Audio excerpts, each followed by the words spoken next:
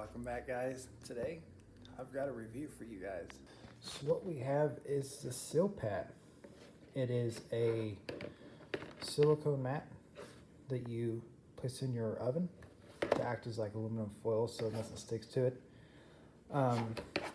Just feeling it right now, it just feels pretty grippy, like rubbery. On the back, this is for a toaster oven. It does show that it is for toaster ovens 8.5 by 11 inches. The actual dimensions of it is 7 7/8 of an inch and 10 7/8 of an inch. Based on how to use, you will of course wash it before you use it, which is always a good rule of thumb. You will place it in a sheet pan, put your stuff on it, and then it does state that it is up to 500 degrees Fahrenheit stable. I will be testing that actually to see if it will hold up to it. I think my toaster oven goes up to 550, I believe.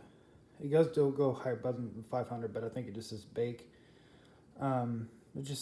Basically, some of the reviews that I read on this states that most people really enjoyed this product. I've been wanting to get it for a long time because this is used in a lot of culinary kitchens, and a lot of people who do cooking on a professional environment really use this a lot and love it. Some of the knockoffs, like Amazon Basics and stuff, a lot of complaints is that it melts. So that's why I went with Sil-Pat versus the knockoffs, because nobody wants melted silicone in their oven. So with that said, I'll be back whenever I get this in the oven. I'm going to see how it fits. I'll be back in just a moment. All right, guys, I'm back. So let's go to get this put in the oven. Just let me get this out of here real quick. So I just want to see how it fits in the actual oven. Yes, I do use aluminum foil. There is actually a little pan underneath that. It's quite a bit smaller. It's like that. This won't fit inside of that. I can assure you of that. So let me get this put in here. See if it fits. Fits just fine. So now the depth of my oven, I am going to measure it just for any of you that may not know. There it is inside of it. It does fit quite well. The measurements of the oven is, so depth of my oven is about, I believe it's about 9 inches of usable space. Width-wise, we're going to call that 10 3/4. So there it is in there. Just want to show you guys real quick. I will be making chocolate chip cookies, because who doesn't love chocolate chip cookies? I'll be making probably some tater tots, as like a first test. The cookies is what I'm going to see if it sticks. I'll probably come up with something else that I want to test it with. So with that said, back when I've got something to put in there. All right, guys, I'm back. So here's what we have on the menu today to be testing on that. While that's preheating up to 450 is what I'm cooking at. That actually doesn't go up to 500 degrees, so I apologize. I'll be heating that up. It'll take like 6 hours for that thing to hit 500 degrees. It takes forever. But we have some fish. It is Atlantic cedar salmon plank. I don't know what the wood's in there for. We've got some pecan turtle delight cookies. I'm going to take out one of these and smear it along the side of the cookie, see if it sticks. But I know I said I would cook one of these first. But what I'm going to do actually is I'm going to do like a little splatter test. I'm going to sprinkle cheese, smear a little bit of that, which is barbecue sauce, smear a little bit of raspberry jam, and I'm going to, now obviously on something like that, you wouldn't, unless you had it in a pan, you wouldn't cook liquids. I'm going to drizzle like it would overflow where you'd spill on it to make, and I'm going to cook them on there until they're basically a crisp and see if they stick. So with that said, I'm going to go ahead and get this all set up, get it preheated, and I will be back. All right, guys, I'm back. So we have the egg on there. We have the mozzarella cheese. We have the raspberry jam and the barbecue sauce. There is no oil or butter on this at all. Strictly on the silicone mat. And I did wash it in Dawn dishwashing liquid. There wasn't really any film on it anyways, but just wanted to wash it anyways just for consistency's sake. So with this said, I'm going to put this in the oven. It is on 450.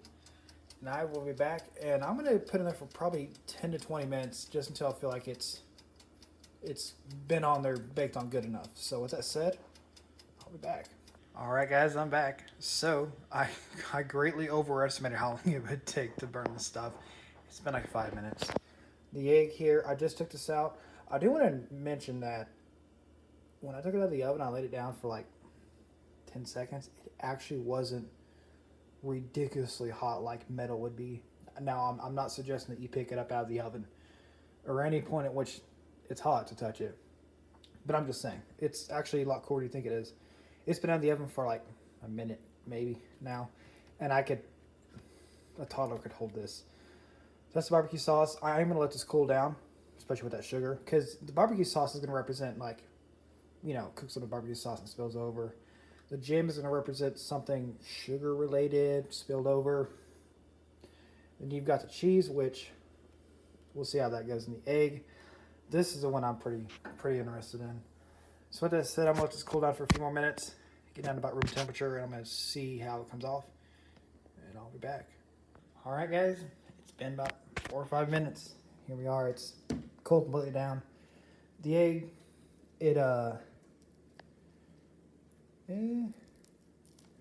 oh, it's not too bad. It didn't stick too bad, just a little bit right there. But that'll come off.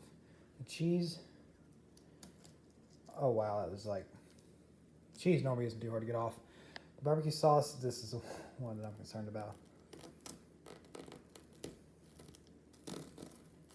Yeah, I mean, it is sticking, obviously, but that would come off really easy in water, though. The jam, well, that egg was stuck in the jam, so can't count that because that's stuck in the jam, not on the pad. As for the jam, yeah, that's sticking. That is 100% sticking. But if I bend it, it is cracking off. Let me see if it'll crack off all the way. Okay, so it's kind of like candy melted too. Oh, wow. Yeah, it was like candy melted too, but it came off one piece. So honestly, I'm pretty impressed with that, to be honest. I'll take that from that, whatever you guys would like. But that is not bad, especially that jelly. I figured that'd be a nightmare. So there's my first part of the test. Next is going to be the salmon.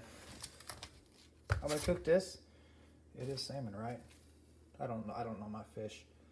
Yeah, salmon. Chile farm raised.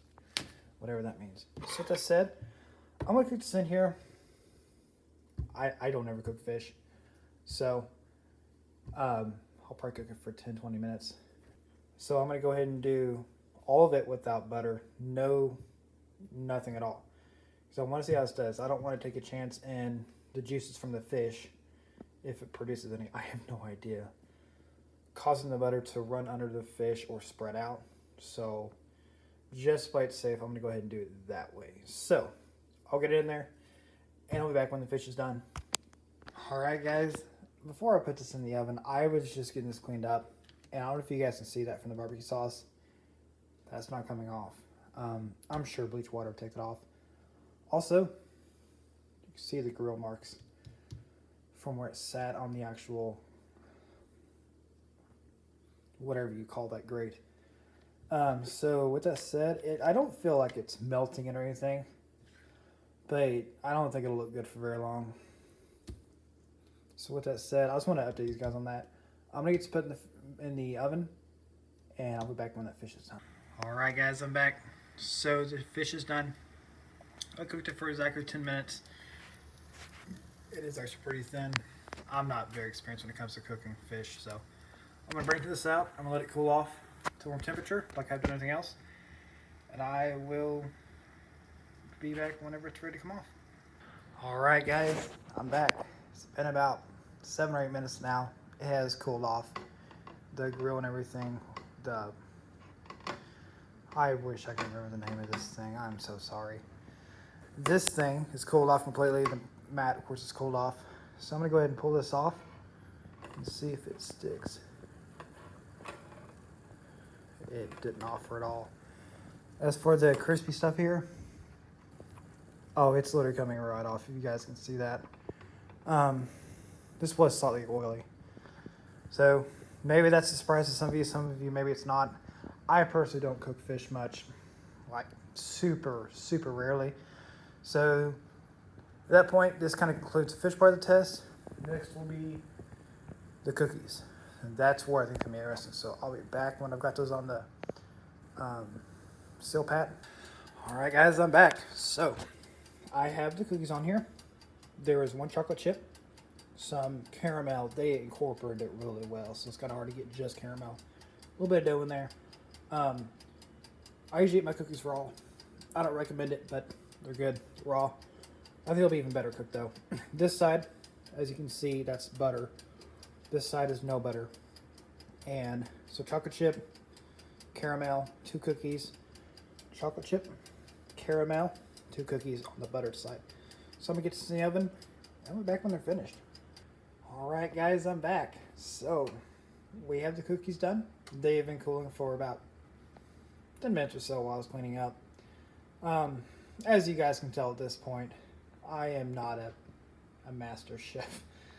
I literally just make my own dishes and just make stuff up as I go. So kind of interesting, but when it comes to actually making a dish right, I don't know much. With that said though, they expanded. I didn't know how much they would expand. They engulfed the caramel, so sorry on that one. As far as them sticking, no. That one had just a hint of stickage, but just slightest hint. Nothing. Now, I'm wanting to see is that does not stick. No, that just peels right off. Same with that. So, on most of these tests, I'm noticing that it's literally just peeling off. So there's a little stickage with a couple other things, but nothing major. So at this point, what I'm going to go ahead and do is I've got the oven heating right now to. I'm heating it up to 490 because it does run a little bit hot. The oven does. So it is heating up to 490. But I'm going to put it in there for 10 minutes and go from there. And so while it's heating up, I'll be back when it's ready. All right, guys, I'm back. So while the oven is heating up, I did get this washed. Again, I'm using Dawn. I'm scrubbing it between every test. And this is how it's holding up before the 500 degrees. Again, my oven's at 490. I know how hot it runs. So 490 is what's going to be about 500. Be a little bit less, actually. I don't know of many cookers that cook at 500 degrees anyways. So, you know, it's almost not relevant, but there are some people when I do want to test if it actually holds up. So if you guys can notice, this stuff's not coming off. It doesn't feel any different. It's not compromised. It's just appearance. On the back, we have grill marks. Again, it's all cosmetic. So I will be covering in the conclusion what I actually think about this and my final thoughts on it. But for right now, I am going to go get this oven finished up. Yes, I did forget to make tater tots. With all the tests I've done, I didn't really see it was needed to do it because tater tots just aren't going to stick. If anything was going to stick, it was going to be the fish or the cookies. So I apologize for that. With that said, though, I'll be back when the oven's finished heating up. Again, I'll put it in there for 10 minutes at 500 degrees, and we'll see what happens. All right, guys, I'm back. It has been in the oven for 10 minutes at 500 degrees. Let me shut it off real quick. It only set the fire alarm off twice. I don't know what caused that, but here it is. I'm gonna turn the light on so we can see at the very beginning. Looks like it is in there. Doing fine. I'm gonna get it out. That's hot. I don't have an oven mitt. Alright, so there it is. Very toasty. Let me get a spatula. I'm gonna flip it out of the pan. You can guess I'm not gonna touch that.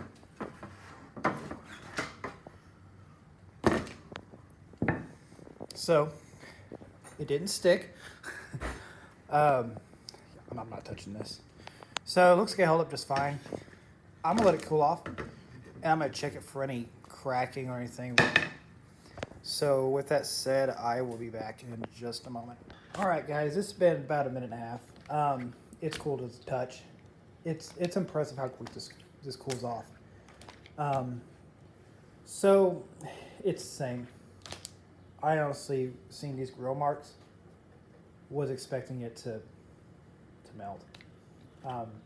It took that oven literally like 45 minutes to hit 500 degrees. It was so slow. I hate that thing. So overall, I think we're ready to go ahead and wrap it up into the conclusion. So I'll be back in a moment. All right, guys, I'm back. So just want to go wrap up my review of the Sil-Pat and conclude what all I've experienced with it. So just really quick, just a couple of quick things about it. There are different patterns for like cookies and stuff. There's different sizes, of course, and shapes. Their weaving inside is actually a fiberglass layer with silicone on top. Durability wise, I think it'd be pretty durable. They do state that do not use knives on it. Again, this is for baking only. Don't put it in grills. Don't expose it to really hot heat. Just remember 500 degrees.